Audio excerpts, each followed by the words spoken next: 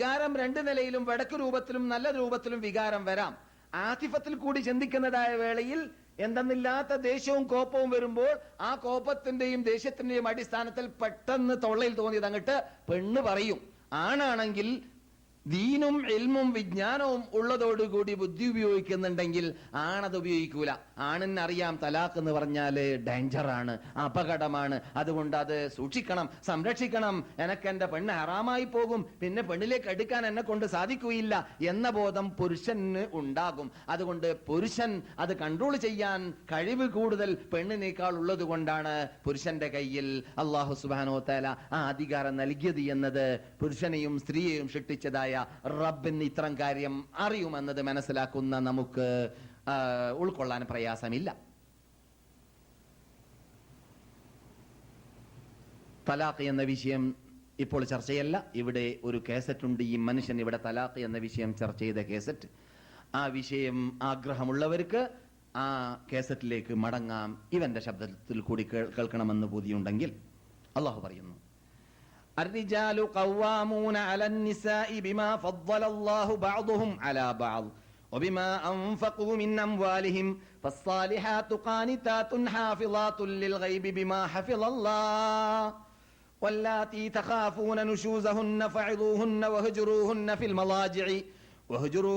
في المضاجع واضربوهن فإن أطعنكم فلا تبغوا عليهن سبيلا ഇന്നല്ലാഹ കാന അലിയ്യൻ കബീറാ. സ്ത്രീ പുരുഷന്മാരുടെ ഇടയിൽ, ഭാര്യ ഭർത്താക്കന്മാരുടെ ഇടയിൽ ഉണ്ടാവുന്നതായ ഭിന്നിപ്പിന് അറുതി വരുത്താനുള്ളതായ റൂട്ട്സുകൾ അള്ളാഹ് പറഞ്ഞു തരുന്നതാണ് നിങ്ങൾ ഈ കേട്ടത്. ചെറിയ രൂപം. സുബ്ഹാനല്ലാഹ്, അർശിന്റെ മീതെ നിന്ന് ഇറങ്ങിയിരിക്കുകയാണ് നിയമാവലികൾ.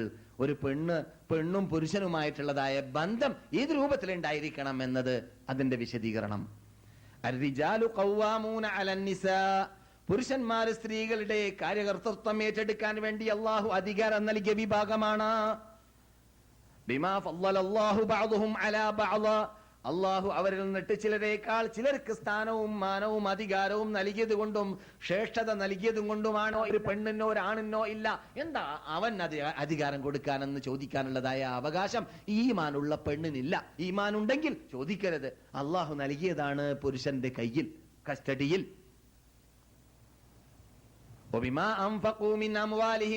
എന്ന് മാത്രമല്ല, അത് നൽകിയതിന് വേണ്ടി അവൻ ടാക്സ് അടക്കുന്നുണ്ട് എന്നതും നിങ്ങൾ മനസ്സിലാക്കണം. പെണ്ണുങ്ങളെ, സ്ത്രീകളെ, ഭാര്യമാരെ നിങ്ങൾ മനസ്സിലാക്കണം. അധികാരം അവന് നൽകാൻ വേണ്ടി നാം ഇങ്ങോട്ട് ടാക്സ് വാങ്ങിയിട്ടുണ്ട്. അതെന്താണെന്നറിയാമോ? നിങ്ങളെ പോറ്റി വളർത്തേണ്ടതായ സാമ്പത്തിക ആ ചെലവ് അവന്റെ നിർബന്ധ അവകാശത്തിൽപ്പെട്ടതാണ്. നിർബന്ധമായിട്ടും നിങ്ങൾക്ക് ചെലവ് തരണം അവൻ. നിങ്ങൾ അവന് ചെലവ് കൊടുക്കേണ്ട ആവശ്യമില്ല. എന്ന് മാത്രമല്ല, അവന് കാശില്ലാത്ത കാലഘട്ടത്തിലാണെങ്കിൽ നിങ്ങൾക്ക് കാശുണ്ടെങ്കിൽ നിങ്ങൾക്ക് സക്കാത്ത് വരെ ഭർത്താവിന് കൊടുക്കാം. ഭർത്താവിന് സക്കാത്ത് കൊടുക്കാം, ഭാര്യ ഭർത്താവിന് സക്കാത്ത് കൊടുക്കാം. എന്നാലും ചെലവെടുക്കണ്ടെന്നാണ്. സക്കാത്ത് കൊടുത്തോളി എന്ന് പറഞ്ഞാൽ, ചെലവെടുക്കെന്ന് പറഞ്ഞാൽ നിർബന്ധമായി കൊടുക്കണ്ട. പിന്നെയോ, നിങ്ങൾ സക്കാത്ത് കൊടുക്കുമ്പോൾ നിങ്ങൾ നിർബന്ധം വീടി. വാജിബായ സക്കാത്ത് ഭർത്താവിന് കൊടുക്കുമ്പോൾ നീങ്ങിക്കഴിഞ്ഞു. അതെ. നിങ്ങളുടെ സമ്പത്തിൽ നിന്നിട്ട് നിങ്ങൾ അവർക്ക് വേണ്ടി ചെലവഴിക്കണമെന്ന ബാധ്യത നിങ്ങൾക്കുള്ളത് കൊണ്ടും നിങ്ങൾക്ക് എന്തുണ്ട്? പുരുഷന്മാരെ സ്ത്രീകളെക്കാളും നിങ്ങൾക്ക് സ്റ്റാൻഡേർഡ് നാം നൽകിയിട്ടുണ്ട്. അവരെ നിങ്ങൾ എന്ത് വേണം? ശ്രദ്ധിക്കണമെന്ന കാര്യത്തിൽ. ഭരിക്കുക, ഭാര്യ ഭർത്താവ് എന്ന വേർഡിൽ ഇവിടെ ഖുർആന്റെ ശൈലിയിലോ അല്ലെങ്കിൽ ഹദീസിന്റെ ശൈലിയിലോ ഇല്ല. ഖുർആൻ ഉപയോഗിക്കുന്ന വേർഡ് സൗജി എന്നാണ്. സൗജ് എന്ന് പറഞ്ഞാൽ എന്താണ്? അസ്വാജ് എന്ന് പറഞ്ഞാൽ എന്താണ്? എണ എന്നാണ്. എന്നല്ലാതെ ഒരാളെ മറ്റാളെ ഭരിക്കുന്നു എന്ന അർത്ഥത്തിലേക്കല്ല. ഭരിക്കുന്നു എന്ന അർത്ഥം വെച്ച് പുലർത്തിയിട്ട് അത് കാരണത്താൽ അവളെ അടിമയാക്കി മാറ്റുന്ന സമ്പ്രദായം പലരിൽ കാണാം. കെട്ടിയ പെണ്ണിനെ അടിമ വേല ചെയ്യിപ്പിക്കുന്നവരെ കാണാം. ഇല്ല, കെട്ടിയ പെണ്ണിന് അവളുടേതാകുന്ന അവകാശം, അല്പം കയറിയിരുന്നോളി, അവളുടേതാകുന്ന അവകാശം നിർബന്ധമായിട്ടും നാം നൽകേണ്ടിയിരിക്കുന്നു.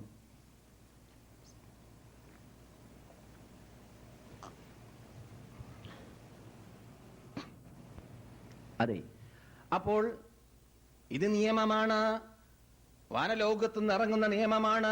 പുരുഷന് പുരുഷന്റേതാകുന്ന ഗ്രേഡ്, സ്ത്രീക്ക് സ്ത്രീയുടേതാകുന്ന ഗ്രേഡ്.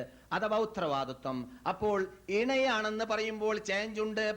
ഭർത്താവ് ഭരിക്കുന്നവരെന്ന് പറയുമ്പോൾ ഉള്ള അർത്ഥമല്ല ഇണ എന്ന് പറയുമ്പോൾ ഉള്ളത്. അതുകൊണ്ടാണ് ഇസ്ലാം ഉപയോഗിച്ച വേർഡ് ഇണ എന്നതാണ്. എന്ന് പറഞ്ഞാൽ ഒരാൾ മറ്റാളിലൂടെ പരിപൂർണമാകുന്നു എന്ന അർത്ഥത്തിലേക്ക് എന്നല്ലാതെ ഒരാൾ മറ്റാളെ ഭരിക്കുന്നു എന്ന അർത്ഥത്തിലേക്കല്ല. അപ്പോൾ ഇദ്ദേഹത്തിന് അഥവാ ഭർത്താവിന് ചില ഉത്തരവാദിത്വമുണ്ട്. ആ ഉത്തരവാദിത്വം അദ്ദേഹം നിർവഹിക്കണം. അതിൽപ്പെട്ടതാണ് ഭാര്യയുടെ ചെലവ്, ഭാര്യയുടെ വീട്, ഭാര്യയുടെ നേതൃത്വം എല്ലാം, ഭാര്യയുടെ അഭിമാന സംരക്ഷണം എല്ലാം ഭർത്താവ് ഏറ്റെടുക്കണം എന്നത്. അപ്രകാരം തന്നെ അവളുടെ ഉത്തരവാദിത്വം എന്താണ്? അവന്റെ വീട് സംരക്ഷണം, അവന്റെ കുട്ടികളുടെ സംരക്ഷണം, അവന്റെ അഭിമാന സംരക്ഷണം, ഇതെല്ലാം ഭാര്യയുടെ ഉത്തരവാദിത്തത്തിൽപ്പെട്ടതാണ്. അപ്രകാരം തന്നെ ഭാര്യയുടെ ഉത്തരവാദിത്വം പ്രകൃതിയ അള്ളാഹു നൽകിയതായ ചിലതുണ്ട്. അത് നിങ്ങൾക്കറിയാം. ഭാര്യ ഹൈദരിക്കുന്നു, ഋതുരക്തം അവൾക്ക് ഉണ്ടാകുന്നു, ഭാര്യ പ്രസവിക്കുന്നു, അതുപോലെ തന്നെ ഭാര്യ മുലയൂട്ടുന്നു, ഭാര്യ കുട്ടിയെ ഹിവാനത്ത് എന്ന് പറയുന്ന 2 വർഷം നിർബന്ധമായിട്ട് കുട്ടിയെ വളർത്തുക എന്ന ചുമതല അത് ഭാര്യ നിർവഹിക്കുന്നു. ഇത്തരം കാര്യങ്ങളൊന്നും ഭർത്താവിനെ ചെയ്യാൻ സാധിക്കുക തന്നെയില്ല. പറ്റുമോ? നീ ഒരു മാസം നീ ഹൈദരിക്കുക, ഞാനൊരു മാസം ഹൈദരിക്കാം, നീ ഒരു മാസം മുലയൂട്ടോ, ഞാനൊരു മാസം മുലയൂട്ടാന്ന് പറയാൻ പറ്റൂല. അതുകൊണ്ട് ഇവിടെ സമാവകാശം പറയുന്നത് വിഡ്ഢിത്തമാണ്. സ്ത്രീ പുരുഷന്മാരുടെ ഇടയിൽ സമാവകാശം ഇല്ല, പറ്റൂല. അവളുടേത് അവള് ചെയ്യണം, ഇവന്റേത് ഇവൻ ചെയ്യണം. എല്ലാം ഒരുപോലെയാകുമ്പോഴാണ് ഈ സംഘടന, ഈ സമൂഹം പരിപൂർണമാവുക. അപ്പോൾ പിന്നെ ഒരു കാര്യം കൂടി മനസ്സിലാക്കണം. ലോകത്ത് ഏത് മതം, ഏത് ഇസം, ഏത് സിദ്ധാന്തം ഇസ്ലാം നൽകിയതുപോലെ സ്ത്രീകൾക്ക് അവകാശം നൽകിയിട്ടില്ല. സ്ത്രീകൾക്ക് പരിപൂർണ അവകാശം നൽകി, സ്ത്രീകളുടെ അഭിമാനത്തെ സംരക്ഷിച്ച്, സ്ത്രീകളെ ഉന്നതരാക്കി മാറ്റി, സ്ത്രീകളുടെ മുഖം വരേക്കും, അവരുടെ കൈകാല് വരേക്കും, അവരുടെ ശരീരം വരേക്കും പൊന്നുപോലെ, സ്വർണം പോലെ, മുത്തുപോലെ, മാണിക്യം പോലെ, പവിഴം പോലെ സുരക്ഷിതമായി വീട്ടിൽ ചടഞ്ഞിരുന്നു കൊണ്ട് അവര് രാജാക്കന്മാരെ പോലെ വീട്ടിൽ ഉത്തരവാദിത്വം നിറവേറ്റിയും കൊണ്ട് ലോകത്തിൽ പ്രജകളെ ഭരിക്കുന്നതായ രാജാക്കന്മാരും നേതാക്കളും പണ്ഡിതന്മാരും പ്രബോധകന്മാരും എല്ലാവരും പുറപ്പെടുന്ന യൂണിവേഴ്സിറ്റികളായി, മദ്രസകളായി, സ്കൂളുകളായി അവർ മാറണമെന്നതായ കൽപ്പന അത് ഇസ്ലാം മാത്രമാണ് ലോകത്തിന് കാഴ്ചവെച്ചതായ പാഠം. മറ്റേത് മതത്തിലും അതില്ല. അതുകൊണ്ട് തന്നെ കട്ടർ വിതരണ പദ്ധതി, കട്ടർ ഒഴിക്കാൻ വേണ്ടിയിട്ട് ചില യന്ത്രങ്ങൾ വരും. ആ യന്ത്രങ്ങൾ വന്നാൽ യന്ത്രങ്ങളുടെ പരസ്യത്തിൽ പെണ്ണ്, എത്ര കൊള്ളരുതാത്തതാണ് പെണ്ണ്. ഏത് സാധനം പരസ്യം ചെയ്യാൻ ഉദ്ദേശിച്ചാൽ അത് വെടക്ക് സാധനമാവട്ടെ, നല്ല സാധനമാവട്ടെ, അർദ്ധ പൂർണ്ണ അല്ലെങ്കിൽ പരിപൂർണ നഗ്നതയിൽ ഒരു പെണ്ണിന്റെ ഫോട്ടോ ഉണ്ടായിരിക്കും. എന്തിനാണ്? കാരണം പറയൽ, ഞങ്ങളുടെ യന്ത്രം പെട്ടെന്ന് ചെലവഴിച്ചു പോകാൻ, ജനങ്ങൾ വാങ്ങാൻ പെണ്ണിനെ വെക്കണം. എന്നാൽ പെണ്ണിനെ ആകർഷിച്ചിട്ട് ജനങ്ങളത് വായിക്കട്ടെ, ജനങ്ങളത് കാണട്ടെ. പെണ്ണ് ഇത്രയും കൊള്ളരുതാത്തവൾ. അവരുടെ ദൃഷ്ടിയിൽ ഇസ്ലാമിൽ അങ്ങനെയില്ല. പക്ഷേ നിയമങ്ങൾ നടപ്പാക്കാത്തവർ ബഹുഭൂരിപക്ഷം ലോകത്തിൽ മുസ്ലിങ്ങൾ എന്ന് പറയുന്ന നാമമാത്രം മുസൽമാന്മാരും, കാനേഷ്മാരി മുസൽമാന്മാരും, ജനറൽ സർട്ടിഫിക്കറ്റ് മുസൽമാന്മാരും ഉണ്ടെങ്കിൽ അതിന് ഇസ്ലാം ഒരിക്കലും അതിന് മറുപടി പറയേണ്ടതില്ല. ഇസ്ലാമിന്റെ ദോഷമല്ല, ഇസ്ലാമിന്റെ കുറവല്ല, ഇസ്ലാമിന്റെ കുറ്റമല്ല, ഇസ്ലാമിന്റെ വീഴ്ചയല്ല, മതത്തിന്റെ കുറവല്ല, അത് ജനങ്ങളുടെ കുറ്റമാണ്. അതിന് മതത്തിനെ പറഞ്ഞിട്ട് കാര്യമില്ല. അതുകൊണ്ട് നമ്മുടെ വിഷയം പർദ്ദയല്ല. പർദ്ദ എന്ന വിഷയം കഴിഞ്ഞ ലേഡീസ് അല്ലെങ്കിൽ ഫാമിലി ക്ലാസ്സിൽ ഇവൻ വിശദമായി പറഞ്ഞിട്ടുണ്ട്. അതിൽ പങ്കെടുത്തവർ വിശദമായി കേട്ട് കഴിയുകയും ചെയ്തു. ഇസ്ലാം പർദ്ദ കൊണ്ട് ഉദ്ദേശിക്കുന്നത് മുഖവും കൂടി മറക്കണമെന്നത് തന്നെയാണ് എന്നത് ഞാൻ ഇവിടെ സ്ഥിരീകരിച്ചു. കേരളീയർക്ക് കേൾക്കാൻ എന്തോരു കയ്പ്, എന്തോരു കുറവ്. എന്താണത്?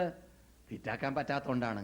ഈ ഫിറ്റാക്കാൻ പറ്റാത്ത കാര്യം കേൾക്കാൻ കുറവാണെന്നുള്ളത് എല്ലാറ്റിലും, തൗഹീദിൽ എന്നതുപോലെ തന്നെ പർദ്ദയിലുമുണ്ട്. തൗഹീദിന് ആയത്തിറങ്ങിയതുപോലെ പർദ്ദയ്ക്കും ആയത്തിറങ്ങിയിട്ടുണ്ട് എന്നത് മനസ്സിലാക്കണം. അതുകൊണ്ട് തൗഹീദിന്റെ വക്താക്കളെ, തൗഹീദ് സ്ഥാപിക്കാൻ വേണ്ടി നിങ്ങൾ എത്ര മനക്കെടുന്നുവോ, പാടുപെടുന്നുവോ, അതേപോലെ തന്നെ അതേ ആയത്തുകളുള്ളതായ ഖുർആനിലുള്ള ആയത്തുകൾ അതുപോലെ തന്നെ ഫിറ്റാക്കാൻ വേണ്ടി നാം മനക്കെടേണ്ടതുണ്ട്, പാടുപെടേണ്ടതുണ്ട്. ഇവിടെയുള്ള ഏത് അറബി പെൺകുട്ടികളോട്, വിദേശത്തുനിന്ന് വന്നിട്ട് നാഷണാലിറ്റി എടുത്ത അറബികളല്ല, ഒറിജിനൽ അറബി പെൺകുട്ടികളോട് നിങ്ങൾ ചോദിച്ചു നോക്കുക, എന്താണ് ഹിമാർ എന്ന് പറഞ്ഞാൽ? എന്താണ് ഹിമാർ എന്ന് പറഞ്ഞാൽ? അറബി പെൺകുട്ടി